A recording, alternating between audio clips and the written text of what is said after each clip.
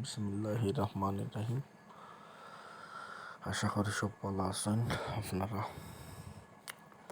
হঠাৎ করেই মাথাতে এলো যে 2-3টা টাইগার মুরগ পাললে কি লয়, বড় করে খাইলাম। এগুলো বিজনেসও লাগে নাই, সকল লাগেও মূলত পালা লাগে। আগের দিন প্রায় 3 ঘন্টা সময় লাগছে খাঁচাটা বানাইতে।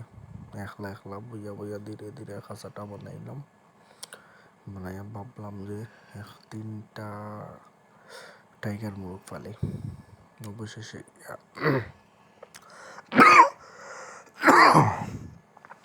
গিয়ে 3টা টাইগার মুরগ আনলাম। টাইগার মুরগ আনার ফলে খাঁচার মাঝে রাখলাম, দেখি কিরকম লাগে বা কত বড়।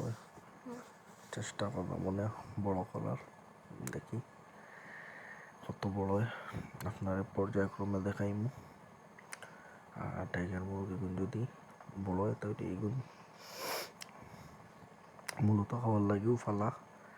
আর শখ একটা জিনিস আছে না, শখ গেল হঠাৎ করেই মনে হইলো যে টাইগার মুরগ পালি, তাই 3টা আনলাম। দেখি আল্লাহ ভরসা কত বড় করতাম পারি। আপনার পর্যায়ক্রমে দেখাইম এবং জানাইম।